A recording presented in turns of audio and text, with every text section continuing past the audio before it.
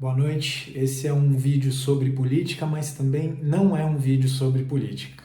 Estou gravando esse vídeo especialmente para muitos dos meus familiares, amigos, muitas pessoas que eu amo e que nos últimos anos a gente acabou se distanciando, né? E isso tem muito a ver com o que o país está vivendo nesse momento. Eu gravo esse vídeo, inclusive, por reconhecer o momento muito difícil que a gente está vivendo no país agora, mas também reconhecer que nós estamos vivendo muitas vezes em bolhas de comunicação que são muito diferentes.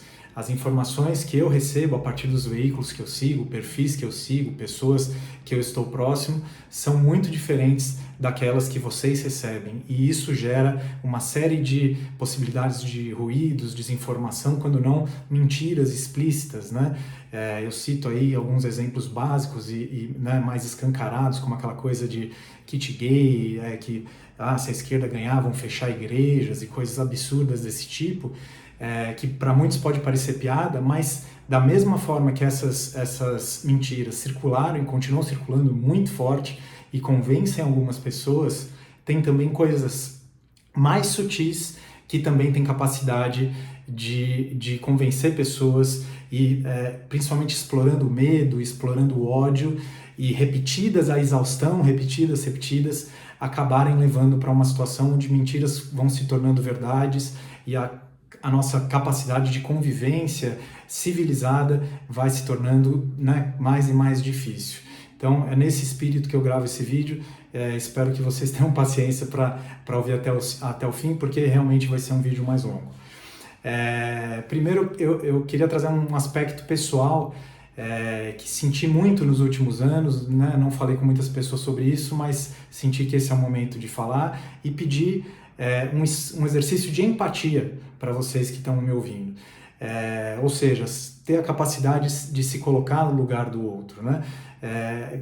Nos últimos anos a gente veio denunciando muito, eu vim denunciando muito atitudes violentas na política e o Bolsonaro, né, obviamente, o ex-presidente, trazia e continua trazendo muito disso no discurso dele, desde muito antes de ser eleito. Ele sempre pregou violências, principalmente contra minorias, falava contra direitos humanos e, obviamente, falava contra o meu campo político.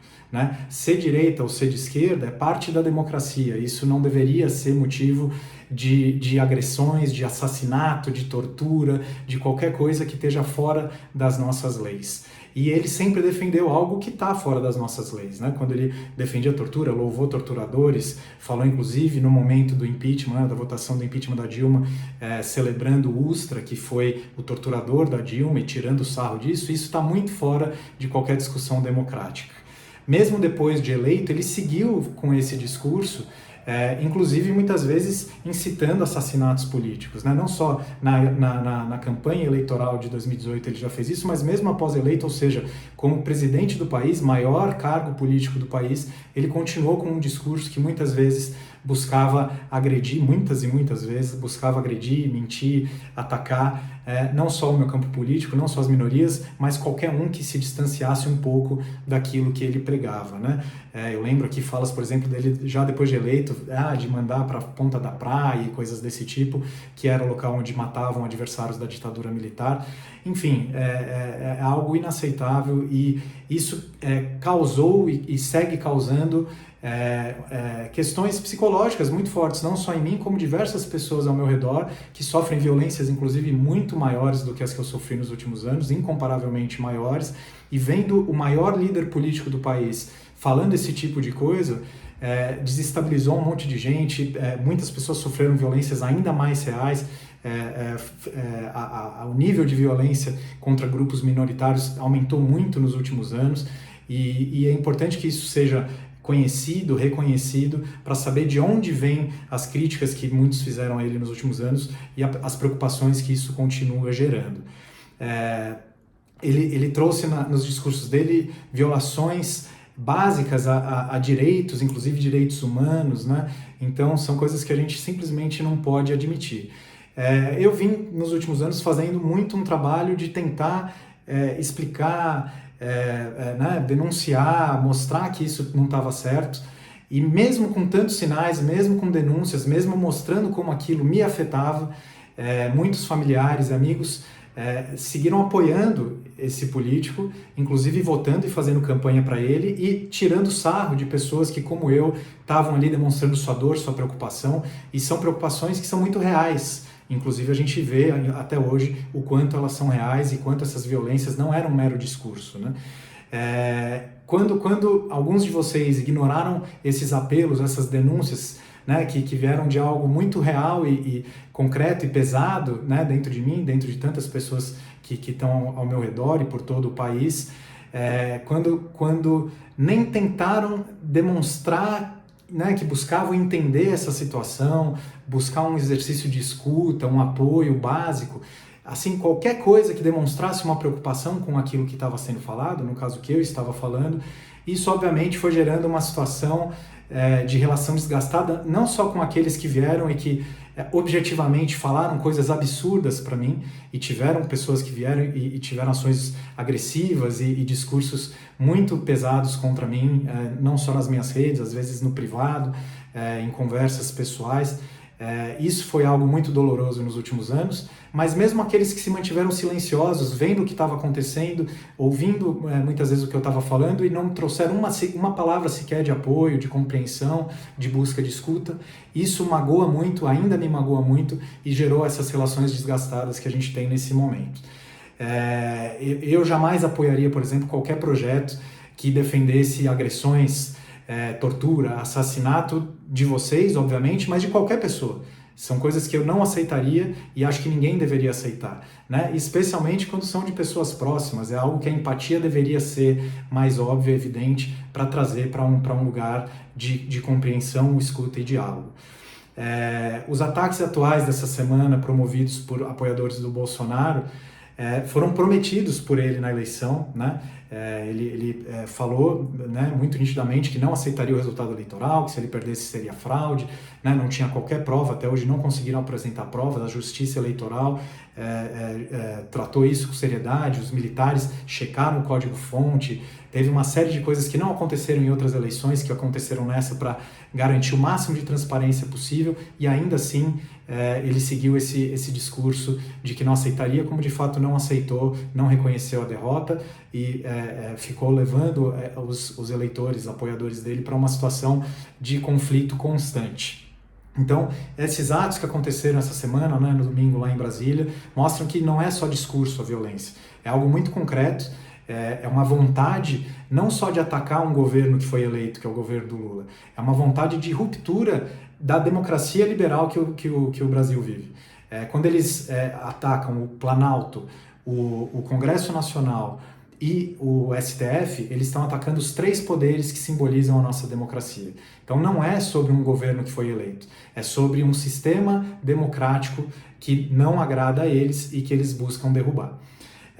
Para dar uma comparação básica que eu sempre gosto de apontar, nos momentos mais difíceis vividos por lideranças de esquerda no país nos últimos anos, né, como por exemplo naquele momento do próprio impeachment, derrubada da Dilma, no momento da prisão do Lula, isso em nenhum momento levou os apoiadores desses políticos a uma situação de ultraviolência, de tentativa de golpe, de ruptura institucional. Eles respeitaram a lei, inclusive o Lula e a Dilma, né, nesses casos citados. Respeitaram a lei, fizeram o que tinha que fazer e, vida que segue, buscaram, via eleitoral, voltar ao poder, como o Lula conseguiu nesse momento. Essa organização dos bolsonaristas, né, que tem um caráter nitidamente golpista, está levando o país para um lugar que é necessário que a gente reflita para onde é. O caminho que está sendo pregado, inclusive demonstrado nesses atos de violência do domingo, só tem um lugar que pode chegar. É uma ruptura democrática, né? Ou se não conseguir a ruptura, eles vão partir para uma guerra civil, porque é isso, está tão inflamado e é tão nítido que eles não aceitam nem o governo eleito, nem o sistema democrático brasileiro, que não tem para onde ir. Se eles continuarem fazendo isso, eles vão levar até uma situação onde a gente pode chegar num absurdo, já vividos por muitos países, onde a população se vira ela contra ela própria para uma série de violências. E aqui o que a gente tem que perceber e refletir é que esses que apoiam o Bolsonaro e que estão partindo para a violência, eles não só foram armados nos últimos anos, inclusive por leis absurdas que facilitaram o acesso a armas, inclusive estão contribuindo para que grupos criminosos, né, estejam se armando com mais facilidade, mas objetivamente são possíveis milícias políticas que estão sendo armadas. Eles falam isso, eles convocam os CACs para essas ações golpistas que eles estão fazendo agora. Então são pessoas que estão muito armadas. E para além disso, existe um poder financeiro gigantesco financiando essas ações, como se pode ver nos acampamentos que ficaram aí na frente de quartéis, com tudo pago, né? Comida, estrutura, enfim, muita coisa paga, tem muitos financiadores pesados por trás disso, e além disso, um apoio de parte das forças de segurança, das forças armadas. Ou seja, é um conjunto de força, tanto financeira quanto de violência, que a gente não está falando de uma possível guerra civil, a gente está falando de um possível massacre. Se essas pessoas continuarem nesse sentido de ultraviolência, conseguirem ganhar adeptos e levarem isso adiante, a gente está falando de um possível massacre. Tá? Não é uma simples guerra civil quando tem uma desproporção de forças dessa natureza. Então, eu fico preocupado, eu até gravo esse vídeo e eu me sinto numa situação absurda, onde eu vejo, por um lado, esses apoiadores, né, esses extremistas que estão ainda com Bolsonaro, com um discurso que objetivamente não quer só destruir a democracia, mas que fala, né, para eles, eu sou um comunista, eu sou um petista, eu sou sei lá o que eles veem na cabeça deles, que deve ser exterminado.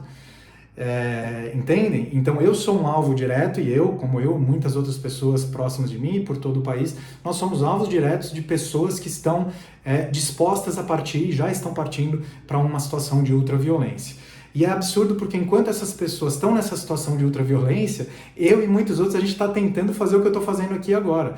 Entender o que pode ser feito para que essas pessoas saiam dessa lógica de ultraviolência, de golpismo, e possam voltar a uma situação de convivência civilizada mínima. É isso que a gente precisa, né?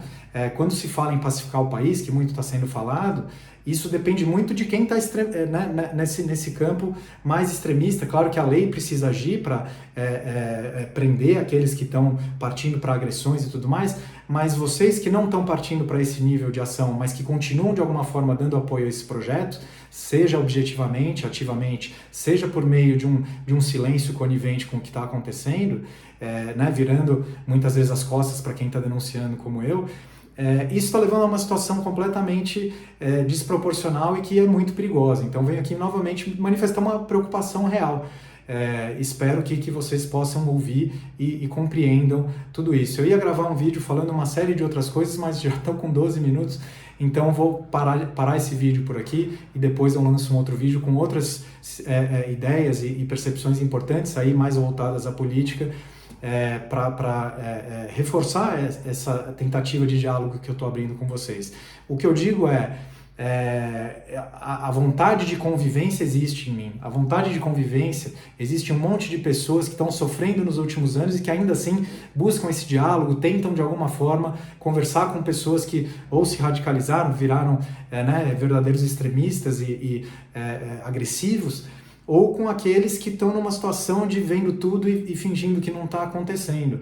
Então, mais uma tentativa aqui de chamar a atenção, pedir uma compreensão, pedir uma escuta e uma responsabilidade para que a gente possa retomar essa possibilidade de convivência, inclusive com pessoas, como eu falei, que eu amo muito, que eu sinto falta, e que a gente possa ter um país onde esse nível de ruptura na própria sociedade, no próprio tecido social, deixe de existir e passe a ter uma maior capacidade de convívio, né, para que a gente possa ter um mínimo de respeito às nossas vidas mutuamente, aos nossos direitos mutuamente, inclusive aos nossos direitos humanos, que é um pouco do que eu vou falar no próximo vídeo.